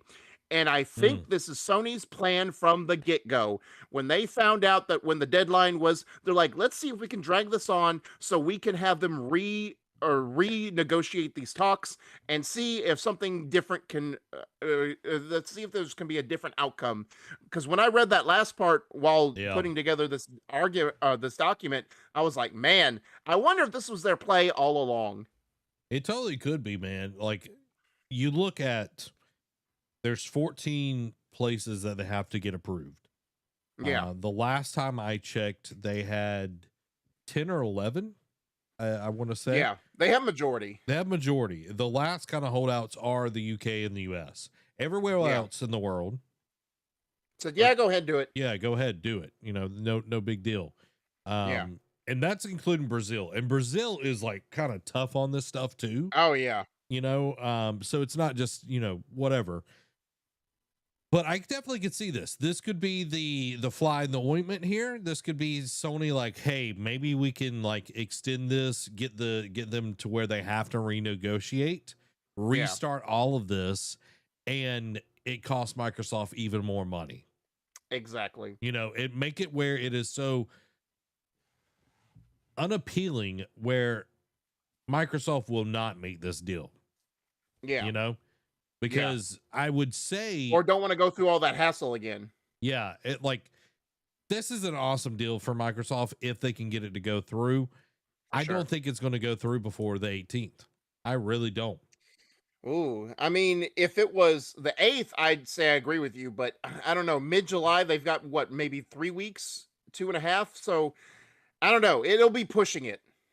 Well, with the FTC being so staunch in their view on this, like, dude, I don't think it's going to budge between now and then. Like, we've kind of been at a stalemate for the last 2 months. Yeah. So I don't think it's going to budge before then. So how's your prediction of, I know we didn't make a bet on it, but how's your prediction of the deal going through affect? Like, how is that? Are you nervous? Are you sweating? Like, we still got a lot of the year left. I mean, yeah, you're right. We're only halfway through. So it's like, okay, if they have to renegotiate, they do that. You know, I'm sure they've already prepped for that potential thing to happen. Yeah. If that does happen, they're going to probably easily go through the same places that have already been approved. And then they're back in the same place with the FTC and the CMA. And I think they've got a good enough case to, you know, it's hard going against the government. You know what I mean? Sure. Like that's the hardest thing about it. It's like, you've got to prove to them. And when they're, you know, lobbyists and getting, you know, money padded to them and all that, it makes it a little bit more difficult. I'm still going to say it by the end of the year, this will go through. Okay. I just don't think it will be July 18th though. Yeah, no, for sure. We got one little last piece here for the FTC stuff. And guys, let us know, what do you think is going to happen? at all. Not even just this year. Do you think Activision Blizzard will be bought by Microsoft, or do you think that this will, fade out? It will fall through and everything, and then Activision Blizzard will still be run by Satan himself. Oh yeah. Put a 5 in chat if you think it's going to fall through. Put a 7 in chat if you think it's going to happen. As we talk about the next part of this, an email between Matt Booty, and Tim Stewart allegedly includes uncontroverted. There we go. Evidence. Microsoft's Activision Blizzard acquisition is meant to take PlayStation off the board.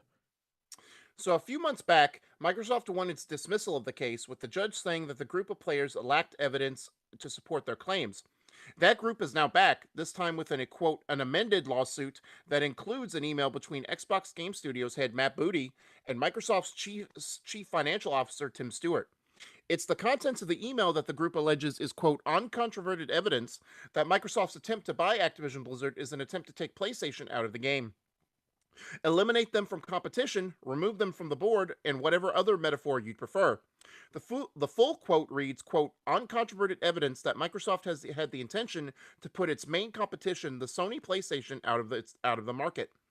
With this lawsuit running parallel to the FTC's, it definitely looks like an interesting wrench in the proceedings, though it could once again end up being dismissed and not have an impact on whether or not the deal goes through.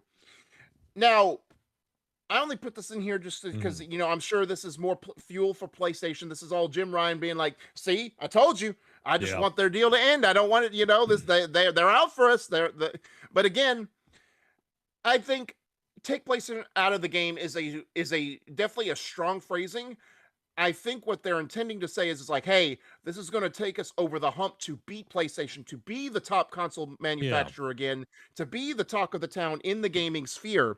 I don't think that there's no way that they're going to basically like, oh, it's over PlayStation. You're going to put your for sale sign up now. You're going out of business. I don't think that's what it is. I think it's just basically like, hey, we are doing this to basically make us the number one video game manufacturer again. Yeah, and well, they've never been the top one.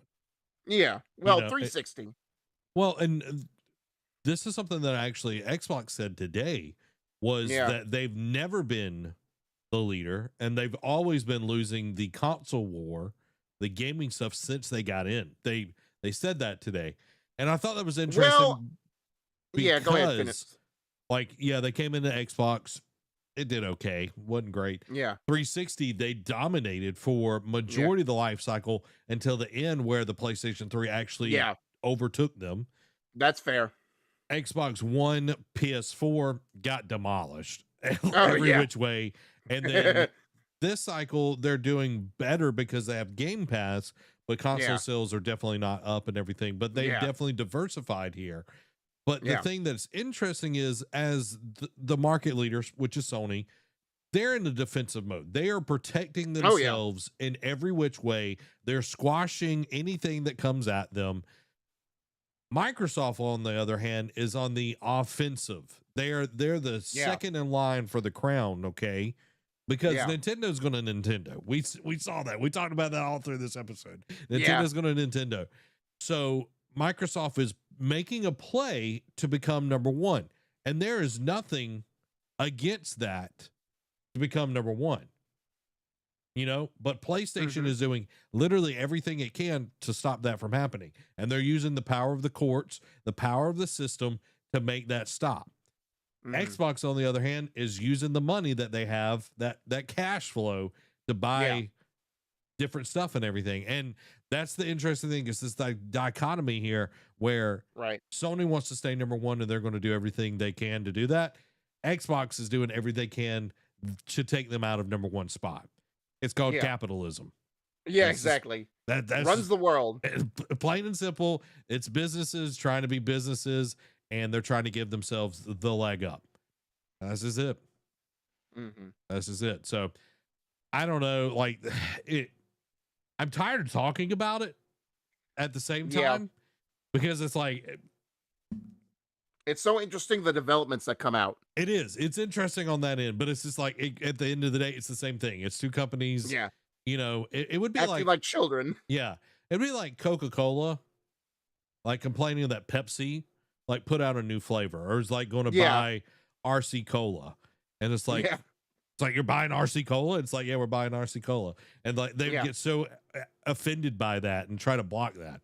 I don't know. But you know what you can do? You can go support us by using the creator code NerdCave and check out in the Epic Game Store. So if you're over on the Epic Game Store, if you're getting a little game called Mythic Quest, something that I'm really interested in, a little 4-player Saturday morning cartoon like game, you can use our creator code NerdCave at checkout. You can use it on free games as well. You can get Jedi Survivor. You can get Hogwarts Legacy. You can get a lot of cool Sony games as well. You know, Last of Us, Returnal, Horizon. Maybe one of these. Spider-Man. Maybe one of these days. Spider-Man 1. We get Ghost of Tsushima. Maybe one of these days. But do it, you cowards. Creator code NerdCave at checkout, and you could be epic. Let's jump into the PlayStation quickies. We already kind of talked about PlayStation in a roundabout way, but Derek, take away in PlayStation quickies. So, first of all, a new PS5 bundle may have leaked. Comes with a 2-year PS Plus premium subscription. That's going to be expensive. PlayStation Mobile boss departs 2 years after the division was established. Probably going to be DOA, or actually dead before arrival, honestly. Sony still has no plans to bring first-party games to PS Plus on day one. Sony would withhold PS6 info from Activision if Microsoft deal is approved. PlayStation Plus Celebration kicks off with the free PSN avatars and mobile/desktop wallpapers. In some random Hideo Kojima news, Hideo Kojima wants to go to space to make a game. All right, bro. And then next, Hideo Kojima reveals he is, quote, heavily involved in production of the Death Stranding movie. Following that, Ghost of Tsushima movie director looking at ways to, quote, leave it open to expand further. Some Final Fantasy 16 news as the game launches today. The producer claims there will be a day one patch. A live stream for Final Fantasy 16 confirms the new game plus, quote, Final Fantasy difficulty mode has been confirmed. Final Fantasy 16 voice actor says the game helped him process the loss of his father during production. The PS5 download size is just over 90 gigabytes. Woof. The 16 battle director calls the game, quote, his personal masterpiece. 16 will also feature around 100 side quests. Woof. Changing it up, Universal Studios will feature a Last of Us themed haunted maze for Halloween Horror Nights. I almost want to go there just to see how that's going to be like. Marvel Spider-Man 2 Digital Deluxe Edition suits can't be unlocked through gameplay, boo, and are exclusive to that version. Insomniac Games has no plans for a Spider-Man 2 demo. Just when we were talking about how demos are coming back, Insomniac's like, not for you. Like, I understand why a lot of, developers and all of that don't do it, because it does take, time away from the development of the game and everything. But hey, it's a good thing to be able to do. Yeah. I do like, with the PlayStation Premium, you get like a trial to it and everything now, which is really cool. But Final Fantasy 16, I'm so interested in. I've heard a lot of people, it's like, I've never played Final Fantasy. This is amazing. I've heard a lot of people that are hardcore Final Fantasy fans that are like, this is the best one ever. Mm-hmm. This is like, and a lot of people are saying that this is the change that is needed in the series, to bring it into a modern era and everything. So I'm excited, Derek. I don't know if I'm going to get around to playing it one day. I might. Yeah.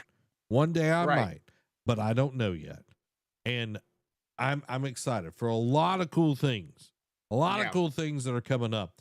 Just like the quick hits are about to come up, and they're brought to you by our wonderful patrons. You become part of the ship, part of the exclusive crew by going over to patreon.com/nerdcave, picking the tier that fits you the best, and it helps us support us, keep the lights on, and continue to make awesome content just like this show, just like every stream that we do, all the shorts, all those good things. It helps us out a ton. Without further ado, let's jump into the Patreon quick hits. So first up, Remedy says Alan Wake 2 will last more than 20 hours. Knuckles TV series adds Christopher Lloyd and Carrie Elwes, or Elwes, however you pronounce it, as production kicks off in London. People Can Fly's Outriders has yet to earn a profit as of March of this year. Woof. Rockstar co-founder Dan Houser has revealed new studio Absurd Ventures. Mortal Kombat 2 film casts Quan Chi, Shao Kahn, Queen Sindel, and King Jared. Like a Dragon Infinite Wealth will feature largest scale locations in series' history. Game Boy Advance version of Fire Emblem hits Nintendo Switch Online tomorrow. Diablo 4 streamer rages after 172-hour hardcore character dies during loading screen. Diablo 4's first real patch is coming soon, and it's a massive one that clocks in at 13 pages. High on Life's DLC has 52 new characters. Xbox's Matt Booty confirms it's not making games for Xbox One anymore. Phantom Liberty director will lead a Cyberpunk 2077 sequel, which didn't even know they were doing a sequel, but that's a weird way to confirm it, I guess. Flintlock, the Siege of Dawn release has been delayed to 2024. Star Wars Outlaws' reputation and wanted system puts major emphasis on key choices by the player. Liza P demo has been downloaded by over 1 million players. However, Liza P's frustrating dodge move will be fixed for the game's launch. Assassin's Creed Mirage map size is comparable to Constantinople from Assassin's Creed Revelations. Square Enix staff keep asking about a Final Fantasy VI remake, but Yoshinori Kitase can't think about that until Final Fantasy VII Remake is finished. Final Fantasy racing game Chocobo GP gets rid of its free-to-play version and microtransactions.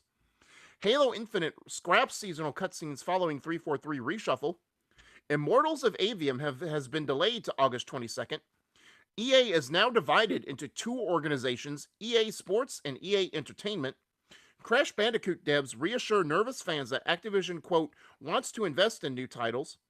Dota 2 is dropping its Battle Pass because, quote, most Dota players never buy it. Sega will host a Sonic Central event tomorrow to share a look at upcoming projects. Capcom turns 40 and has sold 500 million copies worldwide, with Resident Evil its biggest selling franchise. Quake 2 Remastered has been rated in Korea. Embracer Group has paid $396 million for the rights to The Lord of the Rings. And lastly, SWTOR dev reassures fans MMO isn't going into a maintenance mode. The Embracer Group stuff is really interesting. They did put out a quote the other week when they were starting to lay off people and everything. Yeah. And the way they talked about the guy that I think it was like the head of Embracer Group was talking about Lord of the Rings. Yeah. Was like, we are about to see the most shield hollow games of this franchise ever. Woof. Like, well, it was definitely Gollum is not a great start. No, Gollum's not a great start. But I think we're fixing to see some stuff that is Gollum or worse. Well, I mean, that Return to Moria did not look promising either. No, it definitely didn't. And it's like, you have a franchise that is amazing, that is well built. And a TV show that just like was killed it out of the park last year. Yeah, like Rings of Power, a lot of people hated it. There was stuff in there that was like whatever, but the story was good. The music was amazing. The visuals were stunning. It was great. All right. Yeah. You have Shadow of Mordor, Shadow of War. Amazing games. Yeah. You go back further, you've got, Battle for Middle-earth, Conquest. You've got the 3 Lord of the Rings games. The Fellowship was a totally different game, but Two Towers and Return of the King, amazing. Yeah. So you've got this world that people love, and if you want to do something really great, you get a company like Respawn, and you give them the rights, and you get something that's like Jedi Survivor. Exactly. And it will be amazing. Man, can you imagine that? Oh my God, it'd be amazing. Or you get like Sucker Punch, or you get like, dude, Santa Monica. Could you imagine Santa Monica doing a Lord of the Rings game? Oh my God. You know a good dark horse that would be good to make a game, like only because they've done medieval games the last couple, like the last 2 iterations. Asobo, people who did Plague Tale. Oh yeah. Like their storytelling, the combat's really good as well. Ooh, that would be good. I Yeah. like that idea as well.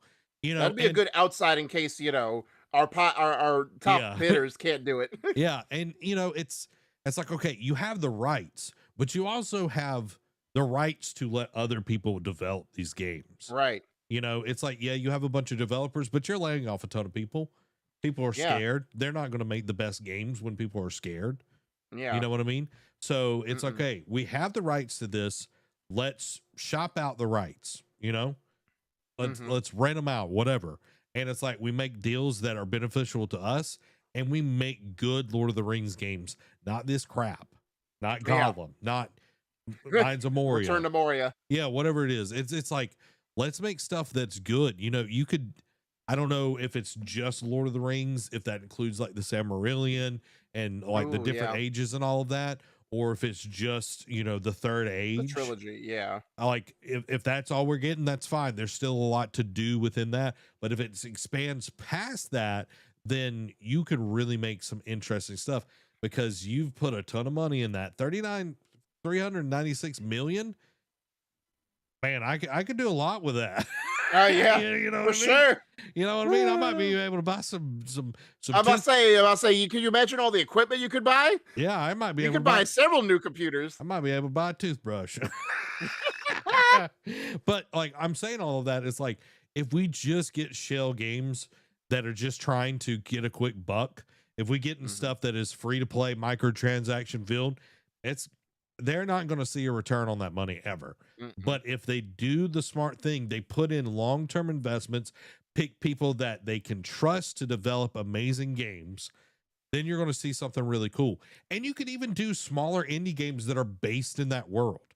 It doesn't all have to be AAA, budget wise, but it needs to be stuff that is like made really great. It needs to grab the people's attention. Yeah. And like, when they showed that Moria game, I was like, my God, this is awful. Gollum, the same thing. When I first saw it, I was like, this is awful.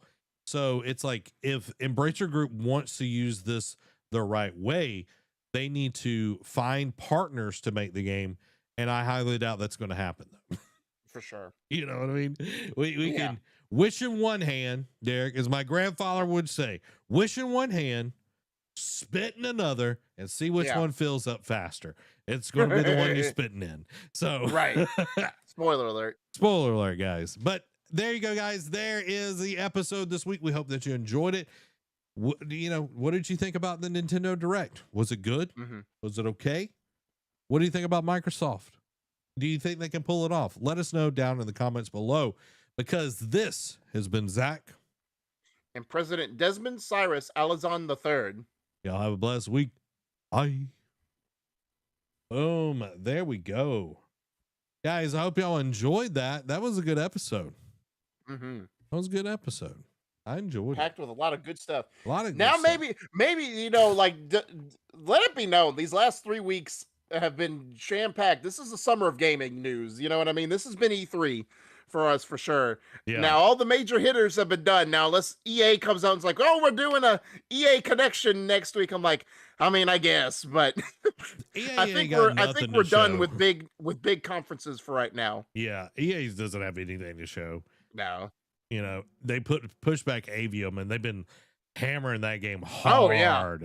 Which they've been in like almost every conference lately. Yeah, which like watching Avium at the conferences, I was like, this don't look that good. This does not the look more I watch it, the more I'm disinterested. I'm like, this is not interesting. The story. You know what's sad is like the more I see this, I'm like, you know what? Maybe I should give Forspoken a shot. Hey, So Derek, are you getting Final Fantasy 16? Yes. I don't know if I'll buy it tonight, but I do plan on buying it at least. See, my thought is this. I just take all week off next week. You take all week off next week. We just play Final Fantasy 16 all week, and then we talk about it next week. If I didn't have my new promotion that I have and going into my third week, I would have the gumption to do that. But oh, trust me, dude, I can't take off anyway. But yeah, I just thought it was funny. Yeah, Dan, it is out today. Today, so it yeah. is out right now on the PlayStation. It is PlayStation exclusive for all the people that are wanting Final Fantasy. PS5 only. Yeah, PS5 only. So, but yeah, interesting. I do want to play it. I downloaded the demo and just I didn't play it. I don't know why I didn't play it. I was like, maybe I'll make a video out of this. Just didn't do it. And I got Liza P. I want to try that one out as well. Yeah. But you know, it's just like one of those, it's like it's hard to make content out of stuff that is not family friendly. You know what I mean? Yeah, for sure. It's like it's way more editing if I were to put it out. You know what I mean? Yeah. Just put duck quacks over it. That works. Yeah, all the blood, just just duck sounds for the blood. For this, that is one nice thing about like Ghost of Tsushima. You were able to like turn off the blood, but you couldn't turn off those man butt. Yeah, you couldn't turn off those cheeks. Dan says maybe once I get some money coming in again, I can finish Tears of the Kingdom and Survivor. Yeah, man. Yeah, I definitely understand that. And plus, if you've got Tears of the Kingdom and Survivor, I think you got You your better hands. say you set right now. Yeah, like I got Survivor. I need to finish. Trying to finish it on stream. I feel like I just need to set up like a goal.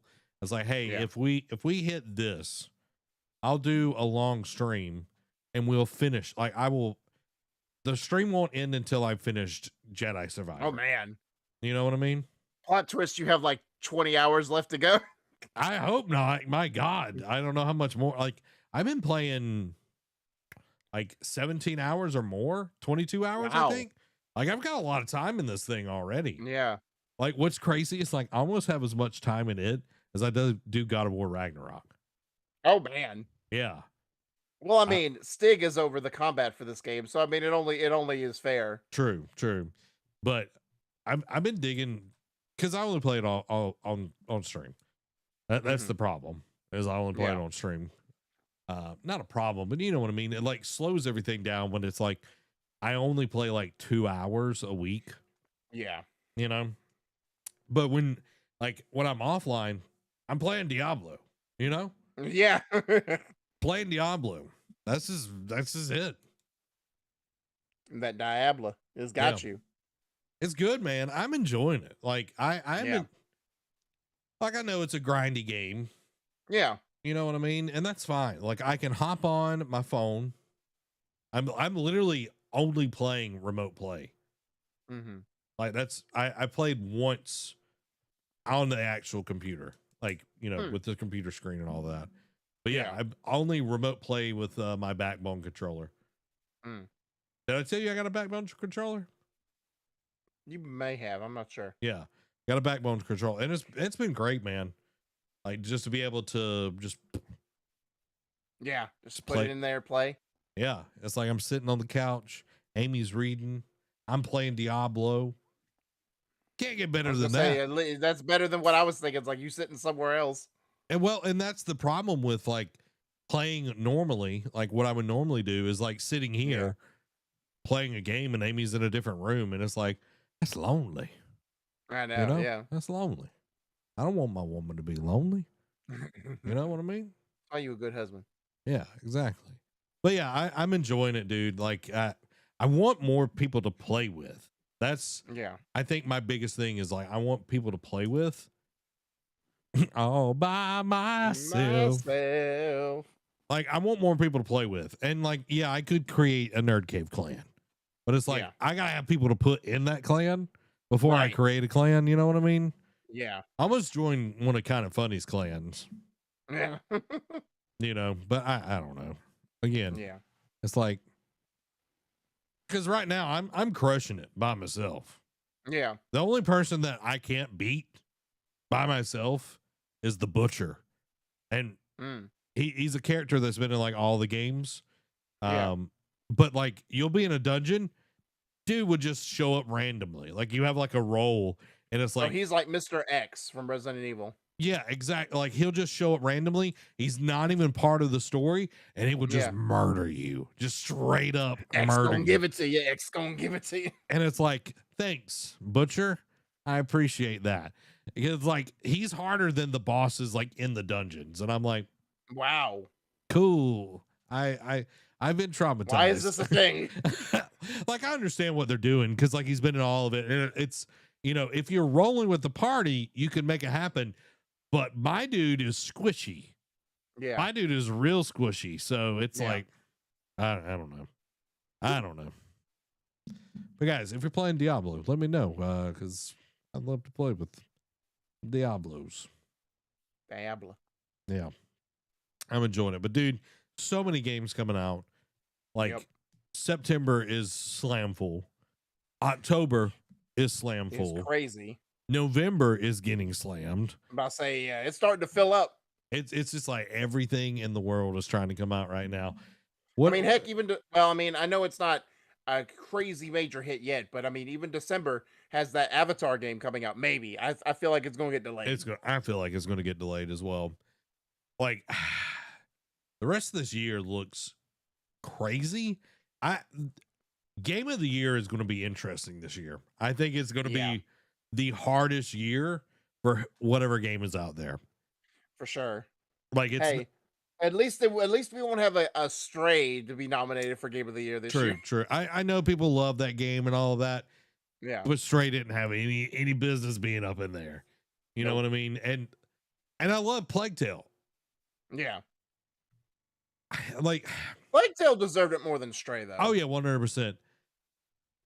Horizon deserved to be there, Elden Ring deserved to be there, and God of War deserved to be in there. Yep. Plague Tale, I would say last year, that game would not be in there. Horizon would not be in that list if it was this year. Elden Ring and God of War would be on that list if it was this year. Oh yeah. And then it would be like Final Fantasy 16, Diablo, maybe. Yeah. Definitely Tears of the Kingdom. Like it would not just be 4. I don't think they could have narrowed it down to 4 if it had been the same year. Survivor would be in there. I don't think so. Really? I don't think so. Not if Elden Ring and God of War came out this year. That's what I'm saying. Yeah. Huh. So Derek, before we wrap this up, we got 9 minutes. All right, we're gonna talk. I'm gonna hit this recording. We're gonna record this. Okay. All right, Derek, what is your game of the year so far? Oh man, you're asking the guy who's only played like maybe 2 games this year. So far, mine would have to go to Survivor. Yeah. Just because the marked improvements from Fallen Order to Survivor has been crazy. They list like so many things, like just in the first level, like what they introduce you to, like it's just been so simplistic. Like the biggest thing for me was like, oh, I can leap onto a grabbable ledge and not have to hold a trigger button to confirm and stay gripped to the ledge. Yep. A concept, so it's just like the marked improvements of combat and of exploration. The storytelling is still on point. Like I mean, obviously they've improved that as well, but the storytelling wasn't ever an issue. It was like the exploration and game and a little bit of the gameplay tweaks in Fallen Order that could have been improved. And they did that. They listened to it, and they've added. It's pseudo open world, like it's just big hub areas, in my opinion. Yeah. But like they just made it bigger and better. So far that's for me. Now when Spider-Man 2 comes out, might have a different opinion, but that's 4 months from now. Yeah, Survivor is great, man. And in the year of our Lord 2023, a ton of good games are coming out.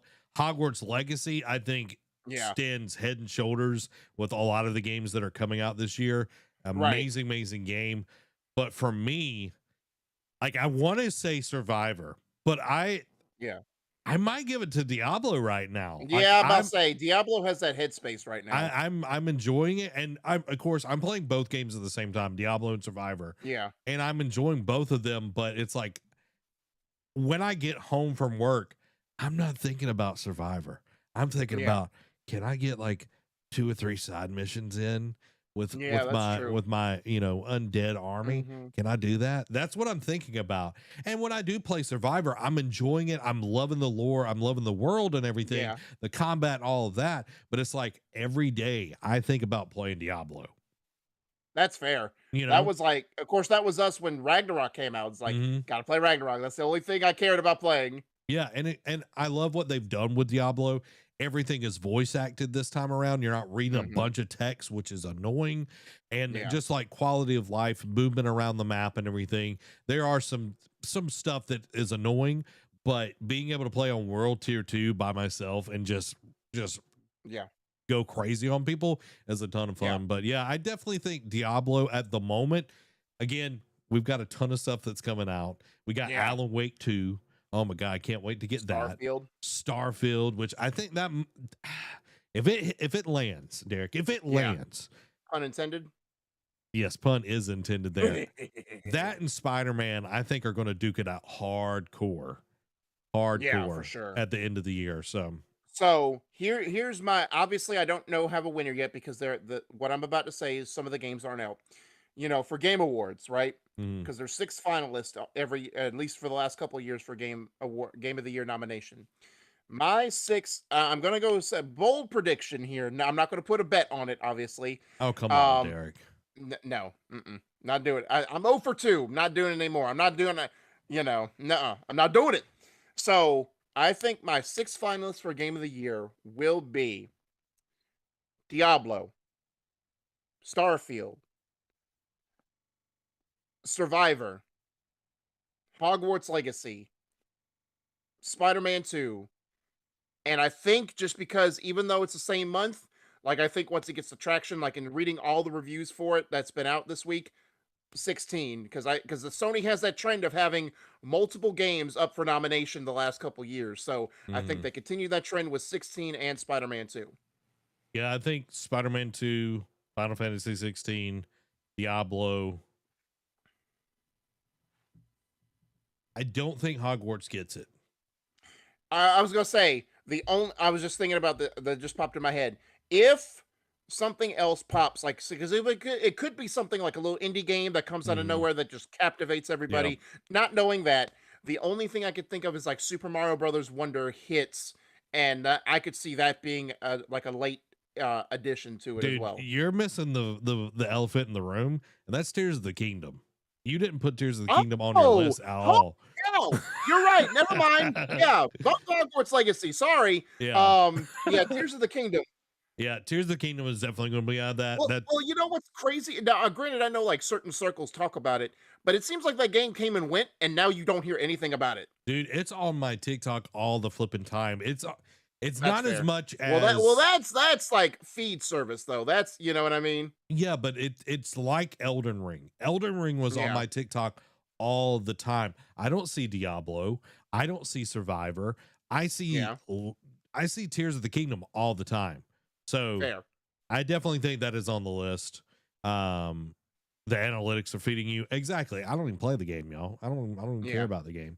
And then so I said Diablo, Spider-Man, Tears of the Kingdom, Final Fantasy 16. How many were we doing? 6? Yeah, 6.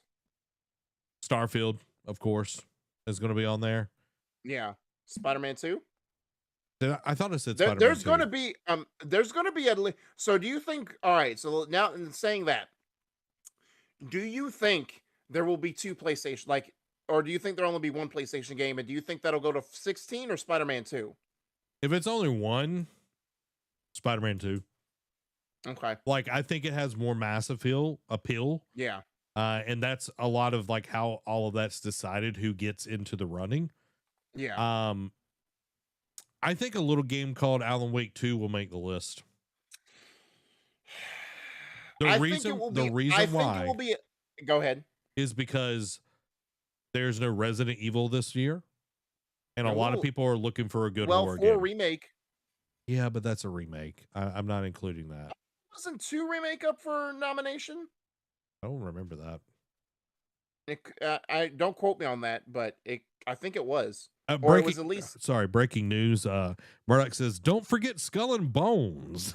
What is that? Never heard of it. Yeah, that's not gonna come out this year. You mean the open beta they have in August that they wasted a whole entire band for just to say that? Yeah. Dan says, "I think you're in denial, Murdoch." He's like, "Nah, we'll see it." Like Murdoch is like the crackhead outside the 7-Eleven. He's like, "You got them Skull and Bones." He's like Dave Chappelle. Y'all got them Skull and Bones. But yeah, I think, this year will be much harder for who is going to be in that top 6.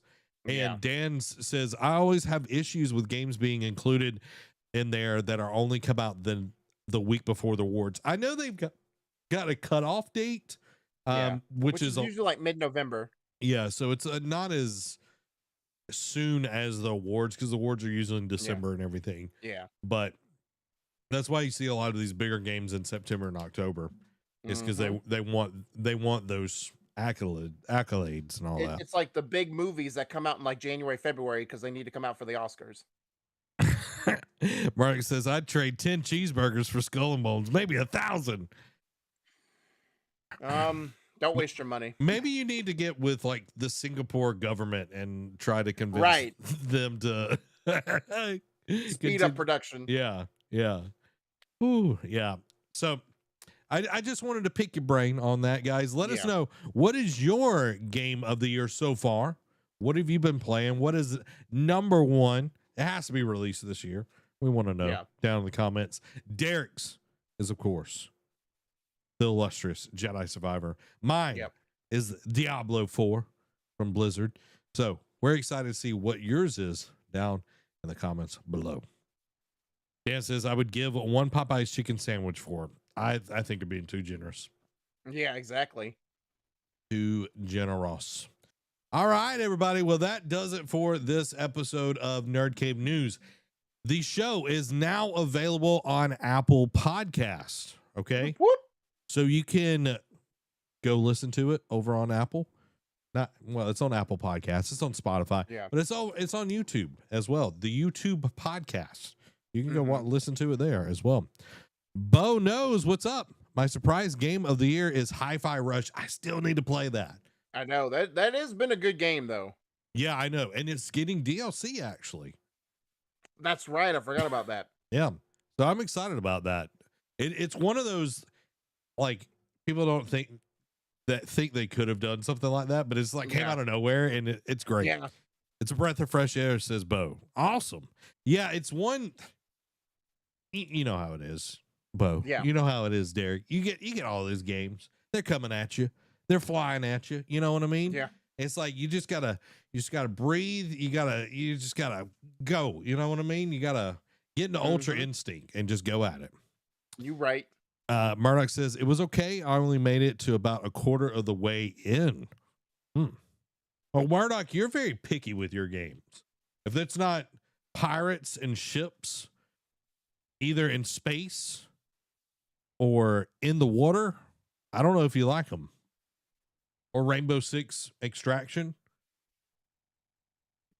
Yeah. What do you think about this X-Defiant game, Derek? Like, a lot of people are popping on it, but I know we talked about it a little bit last week, but yeah, I don't know. Like, I hope it does well because Ubisoft needs a W lately. But at the same time, I don't think it'll have long legs. Like, I think it'll have a good start to it, but I don't think it'll last. I'm not saying it'll close servers, within a year, but I definitely don't see it lasting for 5 years. So you don't think it's a COD killer? No. Yeah, I don't either. But yeah, definitely want to check out Hi-Fi Rush. Definitely want to check that out. Yeah. And Bo, welcome to the stream, man. Hope you're doing well tonight. So yeah, I think that's going to do it for us tonight. Derek, do you feel like we covered it all? We got it all in? Yeah, we did. Got it all in. Derek's tired, y'all. I don't know if y'all know this. Derek has been up since 7:45, and he's been He's been up past that. He's been up before that as well. I'll say He was 6 a.m. He was up at 3:45. He was milking milking the hogs, slaughtering the horses. He was milking them hogs. He was slaughtering them horses.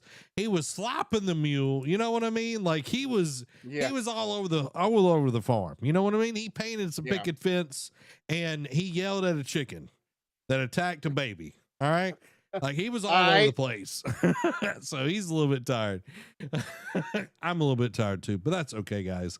Bo says, I am. Thanks. Good show, guys. Thanks, man. Appreciate it. Well, guys, I hope y'all do well the rest of the evening. We will see you back Tuesday, which is our community game night. It's going to be a ton of fun. We're going to be playing a ton of games, some Uno, some Among Us, might do some other things. Who knows? We might even do an arm wrestling competition. How, you ask, Zach? Well, you'll have to find out on Tuesday. Guys, I love y'all. This has been Zach and Derek. Y'all have a blessed weekend.